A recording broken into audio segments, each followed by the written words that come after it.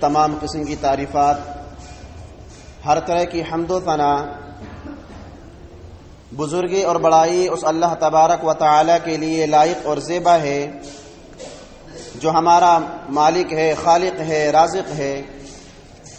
سب سے بہترین بات اللہ تبارک و تعالی کی بات یعنی قرآن مجید ہے۔ سب سے بہترین راستہ اللہ کے نبی جناب محمد اکرم صلی اللہ علیہ وسلم کا بتایا ہوا راستہ ہے۔ دین میں نکالی ہوئی ہر نئی بات بدعت ہے، ہر بدعت گمراہی ہے، اور گمراہوں کا انجام جہنم کی دہکتی ہوئی آگ میں ہوگا۔ اس کے بعد بے شمار درود و سلام ہو اس ہستی اقدس و مقدس پر جن کا نام نامی اسم گرامی محمد اکرم صلی اللہ علیہ وسلم ہے۔ حضرات، ابھی خطبہ مسنونہ کے بعد سورۃ العنکبوت کی ایک مشہور و معروف آیت کریمہ میں نے آپ کے روبرو تلاوت کی ہے۔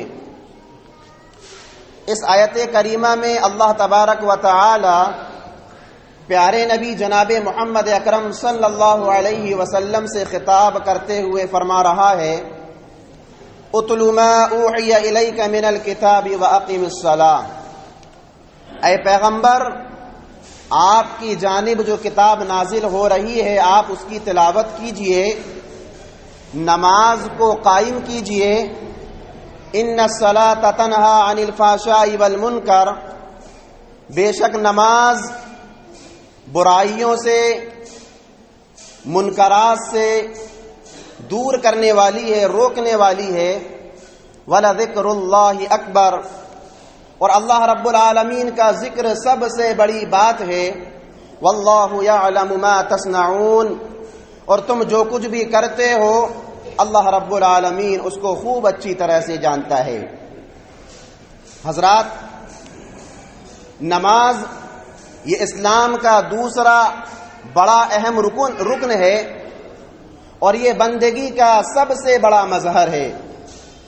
مسلمان جب چھوٹا سا رہتا ہے، بچپن کے مرحلے سے جب گزر رہا ہوتا ہے، سب سے پہلا عملی کام جس کی تربیت بچے کو کی جاتی ہے یہی نماز ہے۔ اور روز قیامت اللہ تبارک و تعالی سب سے پہلے جس چیز کی باز پرس کرے گا یہی نماز ہے۔ نماز کی اہمیت کے تعلق سے بارہا اس منبر سے بات بھی کی گئی اور آپ نے بھی متعدد اہل علم حضرات سے نماز کی اہمیت کے تعلق سے سنا ہوگا۔ آج میں فضیلتوں سے تعلق رکھنے والا پہلو لے کر آپ کی خدمت میں حاضر ہوا ہوں کہ نماز یہ ایک ایسی عبادت ہے جس سے بے شمار فضیلتیں جڑی ہوئی ہیں۔ ہم اگر شعوری طور پر نماز پڑھتے ہیں، نماز کو سمجھ کر پڑھتے ہیں، شریعت نے نماز کے سلسلے میں ایک ایک قدم پر جو فضیلتیں بیان کی ہیں ان فضیلتوں کو سامنے رکھتے ہوئے خلوص دل کے ساتھ، اخلاص نیت کے ساتھ اللہ رب العالمین کی رضا کے لیے ہم جو نماز پڑھتے ہیں، میرے مسلمان بھائیوں، اس ایک نماز کے ساتھ جو فضیلتیں جڑی ہوئی ہیں انہی فضیلتوں کو آج میں آپ حضرات کے سامنے احادیث کی روشنی میں بیان کرنے کی کوشش کروں گا۔ حضرات گرامی، ایک نماز کا وقت جب داخل ہوتا ہے، نماز کا وقت جب شروع ہوتا ہے، اذان سے لے کر نماز کو ادا کرنے اور گھر واپس جانے تک تقریباً آدھا گھنٹے کا وقفہ ہوتا ہے۔ آپ کو معلوم ہے اس آدھا گھنٹے میں اگر ہم اللہ رب العالمین کی رضا کے لیے، اللہ کی خوشنودی کے لیے شریعت نے جو ان کی فضیلتیں بیان فرمائی ہیں ان فضیلتوں کو سامنے رکھ کر اگر ہم نماز پڑھتے ہیں، واللہ اللہ کی قسم کھا کر کہتا ہوں کہ ایک نماز اگر میری اور آپ کی قبول ہو جائے تو بیڑا پار ہو جائے۔ ہم اپنے آپ کو آخرت میں اللہ رب العالمین کی جنت کا مستحق بنا سکتے ہیں۔ میرے مسلمان بھائیوں، آئیے آج کے اس خطبہ جمعہ میں ایک نماز اور بے شمار فضیلتیں جو اس کے ساتھ جڑی ہوئی ہیں احادیث کی روشنی میں آپ حضرات کے سامنے بیان کرتا ہوں۔ حضرات گرامی، نمازی کا سفر شروع ہوتا ہے اذان سے، وقت داخل ہوتا ہے اور جیسے ہی وقت داخل ہوتا ہے مؤذن پکار لگاتا ہے، حی علی الصلاۃ، حی علی الفلاح، آؤ نماز کی طرف، آؤ کامیابی کی طرف۔ مؤذن یہ پکار لگاتا ہے۔ کیا آپ جانتے ہیں کہ جب ہم اذان سنتے ہیں تو ہمارے لیے 3 باتوں کا حکم دیا گیا ہے؟ اذان کا جواب دینا، اذان کے بعد درود پڑھنا، اور درود پڑھنے کے بعد اذان کے بعد پڑھی جانے والی دعا کا اہتمام کرنا۔ میرے مسلمان بھائیوں، اذان کا جواب دینے کے بعد ان سب معمولات پر اگر ہم عمل کرتے ہیں 4 فضیلتیں ہمیں اور آپ کو ملتی ہیں۔ 4 فضیلتوں کے ہم اور آپ مستحق بن جاتے ہیں۔ سب سے پہلی فضیلت کیا ہے؟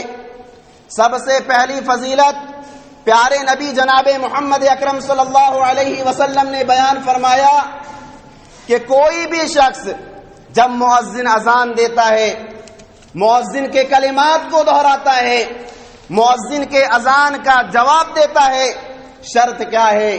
پیارے نبی جناب محمد اکرم صلی اللہ علیہ وسلم نے فرمایا من قلبہ، یعنی کہ جو الفاظ، جو کلمات وہ ادا کر رہا ہے، اشہد ان لا الہ الا اللہ، زبان سے اگر وہ اس بات کی گواہی دے رہا ہے تو دل میں یہ عقیدہ ہونا چاہیے کہ اللہ کے علاوہ کوئی معبود برحق نہیں۔ اشہد ان محمد رسول اللہ، زبان سے اس بات کا اقرار کر رہا ہے، اذان کا جواب دے رہا ہے، تو دل میں یہ عقیدہ ہونا چاہیے کہ محمد اکرم صلی اللہ علیہ وسلم اللہ کے رسول ہیں۔ پیارے نبی جناب محمد اکرم صلی اللہ علیہ وسلم نے فرمایا کہ کوئی بھی شخص، کوئی بھی مسلمان صدق دل کے ساتھ، سچے دل کے ساتھ اگر اذان کا جواب دیتا ہے دخل الجنہ، اللہ کے نبی جناب محمد اکرم صلی اللہ علیہ وسلم نے فرمایا کہ اللہ رب العالمین ایسے شخص کو جنت میں داخل کرے گا۔ یہ سب سے پہلا فائدہ ہے، سب سے پہلی فضیلت ہے اذان کا جواب دینے کی۔ اگر ہم اور آپ مؤذن کے کلمات کو دہراتے ہیں اور مؤذن کے اذان کا جواب دیتے ہیں سچے دل کے ساتھ، پیارے نبی جناب محمد اکرم صلی اللہ علیہ وسلم نے فرمایا دخل الجنہ، ایسا شخص جو ہے وہ جنت کا مستحق بن جائے گا۔ اسی طرح سے دوسری فضیلت کیا ہے؟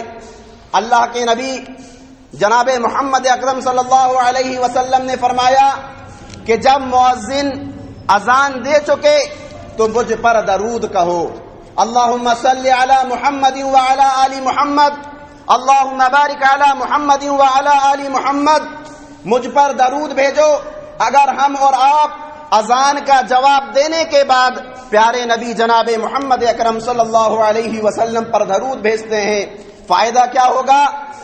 اللہ کے نبی جناب محمد اکرم صلی اللہ علیہ وسلم نے فرمایا من صلی علی واحدۃ صلی اللہ علیہ 10 صلوات، کہ جو بھی شخص، جو بھی انسان مجھ پر 1 مرتبہ درود بھیجے گا اللہ رب العالمین اس پر 10 رحمتیں نازل کرے گا۔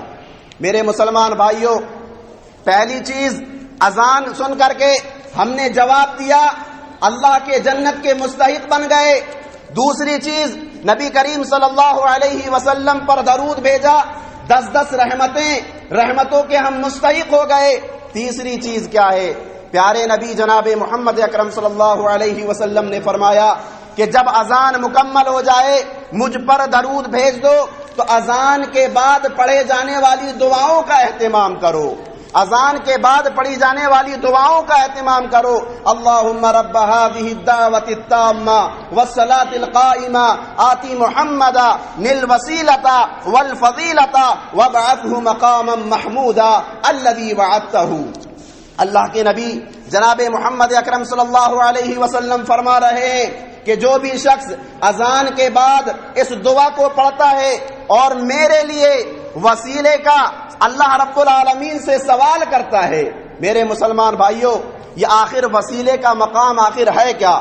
اللہ کے نبی جناب محمد اکرم صلی اللہ علیہ وسلم نے وسیلے کے تعلق سے بیان فرمایا، انہا منزلۃ فی الجنہ، انہا منزلۃ فی الجنہ لا تنبغی الا لعبد من عباد اللہ وَأَرْجُو أَنْ أَكُونَ أَنَا هُوَ أَخْرَجَهُ مسلم. اللہ کے نبی جناب محمد اکرم صلی اللہ علیہ وسلم فرما رہے ہیں کہ وسیلہ یہ جنت کا سب سے اونچا اور اعلیٰ مقام ہے، اور اس مقام پر اللہ رب العالمین اپنے بندوں میں سے کسی ایک بندے کو داخل کرے گا، اور مجھے یقین ہے کہ وہ میں ہی رہوں گا. پھر پیارے نبی جناب محمد اکرم صلی اللہ علیہ وسلم نے فرمایا کہ ہر اذان کے بعد جو بھی شخص آتی محمدا نل وسیلتا کہہ کر اللہ رب العالمین سے میرے لیے وسیلے کا سوال کرتا ہے، جس وسیلے میں اللہ رب العالمین اپنے بندوں میں سے کسی ایک بندے کو داخل کرے گا، اللہ کے نبی جناب محمد اکرم صلی اللہ علیہ وسلم نے فرمایا حلت لہو شفاعتی یوم القیامہ، حلت لہو شفاعتی یوم القیامہ، قیامت کے روز ایسے شخص کی سفارش میرے لیے حلال ہو گئی. جو بھی شخص اذان کے بعد پڑھی جانے والی دعاؤں میں میرے لیے وسیلے کا سوال کرتا ہے، میں اس کے لیے قیامت کے روز سفارش کروں گا. میرے مسلمان بھائیوں، قیامت کے روز جس شخص کی سفارش پیارے نبی جناب محمد اکرم صلی اللہ علیہ وسلم کر دیں، سمجھ لو ایسے شخص کا بیڑا پار ہو گیا اور وہ جہنم کی آگ سے بچ کر اللہ کی جنت میں داخل ہو گیا.